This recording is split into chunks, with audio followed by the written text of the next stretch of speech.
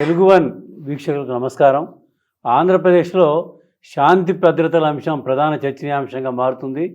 ఇటీవల పవన్ కళ్యాణ్ ప్రతి సమావేశంలోనూ శాంతి భద్రతల అంశాన్ని ప్రస్తావించడం గమనార్హం. అంటే శాంతి భద్రతలు లోపించాయనేది మనకు కూడా కనిపిస్తున్నటువంటి పరిస్థితి. దీనిపై ప్రభుత్వం ఎందుకు సీరియస్గా ఉండలేదనేది చర్చనీయాంశంగా మారింది. దీనిపై విశ్లేషించడానికి మధు మనతో ఉన్నారు. చెప్పండి మధు, పవన్ కళ్యాణ్ పదే పదే శాంతి భద్రత అంశాన్ని నొక్కి చెప్తున్నారు. ఇవాళ మీటింగ్లో కూడా అదే మాట్లాడారు. తెలుగు వన్ వీక్షకులకు ప్రణామం. ఏ రాష్ట్ర అభివృద్ధిలోనైనా మొట్టమొదటగా శాంతి భద్రతలు భద్రంగా ఉంటే ఆ రాష్ట్ర సర్వతోముఖాభివృద్ధికి పునాదులు గట్టిగా ఏర్పడతాయి సార్. కాబట్టి శాంతి భద్రతలు కోల్పోయినప్పుడు ఆ రాష్ట్రంలోకి పెట్టుబడుల ప్రవాహం కూడా తగ్గిపోద్ది. ఆ రాష్ట్రం పట్ల సహేతంగా భావజాలం కూడా ఎవరికి ఉండదు. ఫస్ట్ కాపాడుకోవాల్సింది ప్రభుత్వం. అది అంటే ఒక ప్రతిపక్ష నాయకుడు అంటే ఎలా ఉండాలంటే ప్రజల పక్షాన పోరాడే నాయకుడు ఉండాలి. కానీ ప్రతిపక్ష నాయకుడు తన యొక్క వ్యక్తిత్వ వికాసానికి తన వ్యక్తిగత ఇమేజ్కి అదే చూసుకుంటుండే తప్ప ప్రజలు, రాష్ట్ర సంక్షేమము, రాష్ట్రంలో ఉండేటటువంటి నిరుద్యోగ యువతకి కళలకి విధంగా అడుగులు వేయటం లేదు. కాబట్టి ప్రభుత్వానికి అన్ని ఆయుధాలు ఇచ్చింది భారత రాజ్యాంగం. సంఘ విద్రోహ శక్తులు ఏ రూపంలో ఉన్నా, అది రాజకీయ రూపంలో ఉన్నా లేదు ఇంకొక రూపంలో ఉన్నా ఉక్కుపాదంతో అణిచేటటువంటి సెక్షన్లు ఉన్నాయి మనకి. కాబట్టి అందుకే మనకి 144 సెక్షన్ అంటాము, పోలీస్ యాక్ట్ 30 అని మనకి వినిపిస్తుంటుంది. సంఘ విద్రోహ శక్తులు ఏ రూపంలో ఉన్నా కన్స్ట్రక్టెడ్ క్రిటిసిజం చేయండి, ప్రభుత్వాన్ని ఇబ్బంది లేదు. అంటే విమర్శించాలని విమర్శించకూడదు. ప్రభుత్వాన్ని విమర్శించండి, సూచనలు కూడా చేయొచ్చు. కేవలం మేము విమర్శనిస్తాము సూచనలు చేయము అనే విధంగా ప్రవర్తన ఉంది ప్రతిపక్ష నాయకుడి ప్రవర్తన. కాబట్టి ఇప్పుడున్న కూటమి ప్రభుత్వము ఈ యొక్క డబుల్ ఇంజిన్ సర్కార్ అని మనం చెప్పడం, కేంద్రంలో మీరే ఉన్నారు, రాష్ట్రంలో మీరే ఉన్నారు. శాంతి భద్రతకి ఏదైనా బలమైన చట్టాలు కావాల్సిన చేసుకోండి, శాసనసభను కాల్పర్ చేసుకోండి, బలమైన చట్టాలు తయారు చేసుకోండి.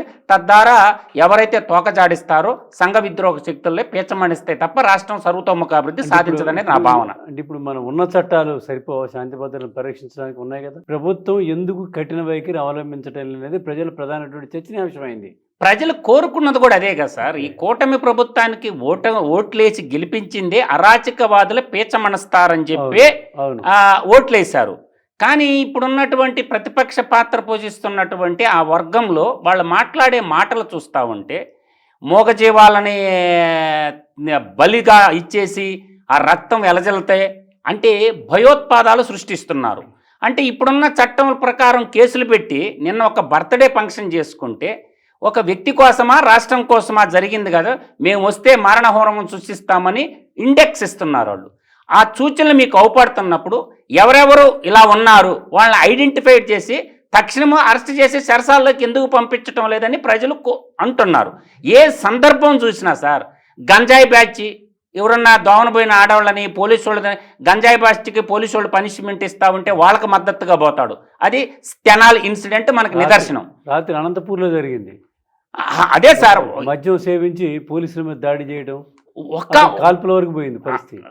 అంటే ఒకటిగా సార్ నానాక రకాలుగా ఉంది. రైతుల పేరు చెప్పి పొదిలిపోయినా అదే అరాచకత్వం. అదేవిధంగా రైతుల పేరు చెప్పి చిత్తూరు తోతాపూరి మామిడి విషయంలో పోయినా కూడా అదే అరాచకత్వం.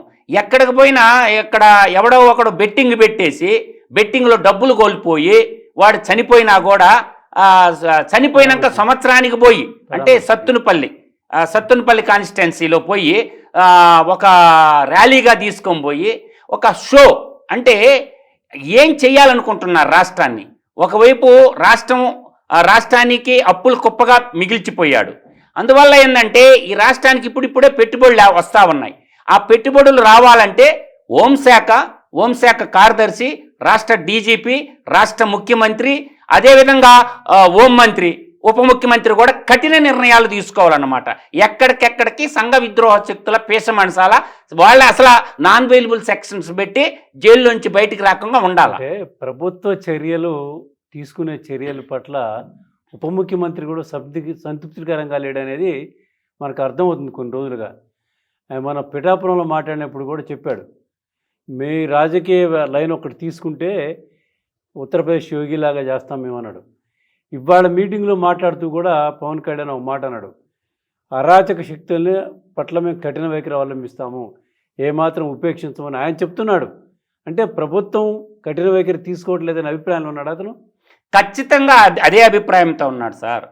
ప్రభుత్వం కఠిన వైఖరి అవలంబించడం లేదు, ఎందుకో కానీ ప్రభుత్వంలో ఉన్న పెద్దలు భయపెడుతున్నారనేది అటువంటి భావంలో ఉన్నారు సార్. గతంలో కూడా సందర్భంలో అన్నారు, హోంమంత్రి గారు కఠినంగా వ్యవహరించాలని కూడా మాట్లాడారు. ఆయన చెప్పున్నాడు సార్, ఆ విషయాన్ని పదే పదే ప్రస్తావిస్తున్నాడు, పదే ఒక్కానిస్తున్నాడు. ఉప ముఖ్యమంత్రి పవన్ కళ్యాణ్ గారు అయితే పదే ఇప్పుడు మాటల వేరు చేతల వేరు సార్.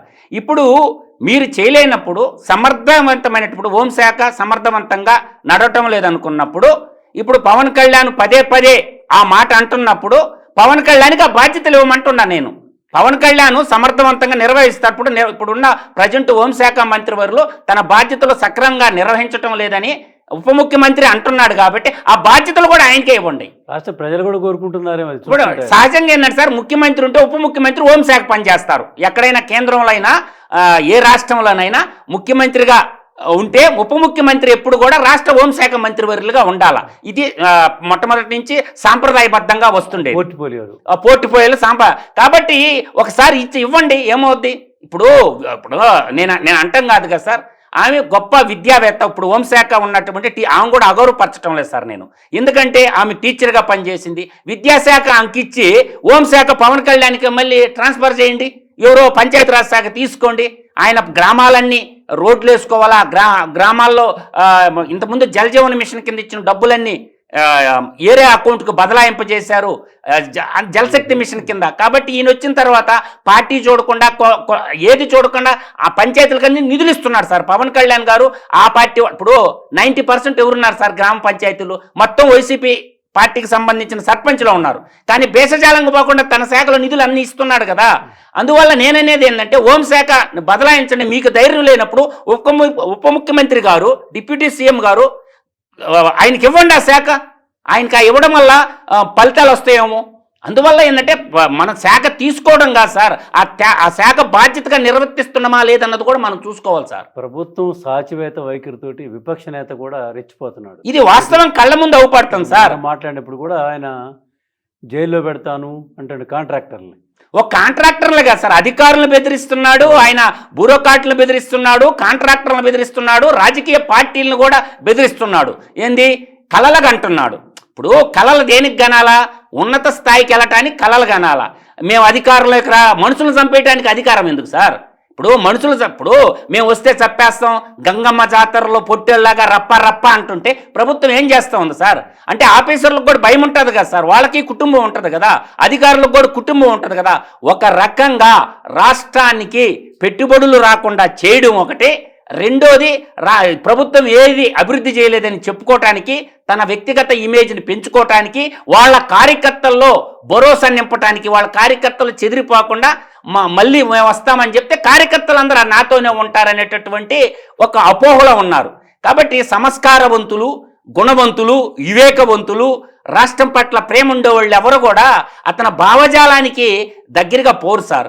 ఎందుకంటే ఒకవైపు కులతత్వాన్ని ఎగదోస్తున్నాడు, ఒకవైపు మతతత్వాన్ని ఎగదోస్తున్నాడు, ఒకవైపు కులతత్వం, మతతత్వం, అరాచకత్వం, ఇలా వివేకం లేకుండా ప్రవర్తిస్తున్నాడు. కాబట్టి విఘ్నులైనటువంటి వాళ్ళందరూ కూడా కులం కంటే గుణం ప్రధానమైనది అన్నిటికంటే అట్లా ఆలోచన చేసుకోవాలి. కానీ విశృంఖలత్వంగా అతను చేస్తూ ఉంటే చోద్యం చూస్తూ ఉండటం కూడా ఇప్పుడున్న కూటమి ముఖ్యమంత్రికి భావ్యమైంది కాదు. ప్రజలందరూ అతని అరాచకత్వాన్ని వద్దనుకొని ఈ జగనాసుర పాలన మనకొద్దురా, ఈ అసురుల పాలన మనకొద్దురా అని చెప్పి మీకు అధికారం ఇచ్చారు. అధికారం ఇచ్చినప్పుడు మీరు కూడా న్యాయం చేయకపోతే ఇంకా ప్రజలు ఎవరితో మొదలు పెట్టుకోవాలి సార్? వాళ్ళకుండే ఆయుధం ఓటనే ఆయుధం. ఓటు ద్వారా మిమ్మల్ని ఎన్నుకున్నారు, శిక్షించమంటున్నారు. ఈరోజు ఎంతవరకు వచ్చినాయి శిక్షలు అంటే అసలు అధోగతి లేదు సార్, అతిగతి లేదు. ప్రధాన కేసులో కూడా విచారణలు ఏం జరుగుతున్నాయో తెలియని పరిస్థితి ఏర్పడుతుంది. నేను ఒక్క కేసు 1 by 1 చెప్తాను సార్. మద్యం కల్తీ కేసు అటకెక్కిపోయింది, పరకామణి కేసు అటకెక్కిపోయింది, టీడీఆర్ బాండ్ల స్కాము అటకెక్కిపోయింది. తర్వాత మీకు ఇంకా తీసుకుంటే ఇది ల్యాండ్ గ్రాబింగ్ చట్టం తెచ్చేసి దాన్ని దులిపేసుకున్నారు. ఒక్కరిని కూడా దాంట్లో శాశ్వతంగా శిక్షించేటటువంటి ఫాస్ట్ ట్రాక్ కోర్టులు పెట్టి ఇప్పుడు స్పెషల్ కోర్టు ఫామ్ చేయొచ్చు సార్. ఇవాళ ప్రభుత్వం తలుచుకుంటే చీఫ్ జస్టిస్ తో మాట్లాడుకొని స్పెషల్ కోర్టు ఫామ్ చేయొచ్చు సార్. టీడీఆర్ బాండ్ల స్కామ్ అయితే ఎంత పెద్ద స్కామ్ అంటే సార్, తిరుపతి, తణుకు, విశాఖపట్నం, విజయవాడ, గుంటూరు, ఈ నెల్లూరు పట్టణాల్లో 4,000 కోట్ల నుంచి 45,000 కోట్లు స్కామ్ అని చెప్పిన కూటమి నాయకులు ఏమైపోయింది సార్? టీడీఆర్ బాండ్ల స్కాము అది అయిపోయిందా? ఇవాళ లిక్కర్ స్కామ్లో 51 మంది నిందితులుగా చూపించారు. అది అతిగతి లేకుండా పడిపోయింది సార్. అదేవిధంగా పరకామణి కేసు ఈజీగా దొరికిపోతే చివరికి ఒక మనిషి చచ్చిపోయి ఏ విధంగా చంపేశారో కూడా ఎవరికి తెలియదు. అదేవిధంగా వివేకానంద రెడ్డి కేసు 2019 వాళ్ళ అధికారంలో రావటానికి ప్రధానమైన కేసు వివేకానంద కేసు. దాని కాడికి వెనక మర్డర్ చేసిన కేసుకి శిక్షపడి జైల్లో ఉన్నారు సార్. కర్నూలు కోర్టు జడ్జి గారు తీర్పిచ్చారు. అంటే వివేకానంద రెడ్డి మర్డర్ కంటే తర్వాత ఒక మర్డర్ జరిగితే ట్రయల్ రన్ అయిపోయింది, నిందితులకు శిక్షపడి జైలుకు కూడా పోయారు సార్. వివేకానంద రెడ్డి కేసు ఎందుకు నిందితులకు శిక్ష పడకుండా ఉంది అంటే, ఒకవైపు మీకు ఈ రాజకీయాన్ని అడ్డం పెట్టుకొని మేము ఏదైనా చెయ్యొచ్చు అనుకుంటే ఇది కరెక్ట్ కాదు sir. Fast track court constitute చేసేసి ఈ యుద్ధ ప్రాతిపదికన ఏవైతే సంఘ విద్రోహ శక్తుల కేసులు ఏవైతే ఉన్నాయో హైకోర్టు ద్వారా ఒక special court day by day trial run చేసి వీళ్ళని శిక్షించాల్సిన బాధ్యత న్యాయ వ్యవస్థ మీద, ప్రభుత్వం మీద ఉంది. అప్పుడు మాత్రమే శాంతి భద్రతలకి మనం కాపాడుకోగలుగుతాం. కానీ శాంతి భద్రతలను వదిలేస్తే రాష్ట్ర సర్వతోముఖాభివృద్ధి చెందటం అనేది చాలా కష్టం, దుర్లభమైందని మాత్రం చెప్పగలను సార్ నేను. చూద్దాం, నూతన సంవత్సరం అయినా పవన్ కళ్యాణ్ హోంమంత్రి అదుపు చేస్తాడేమో, వేచి చూద్దాం. నమస్కారం.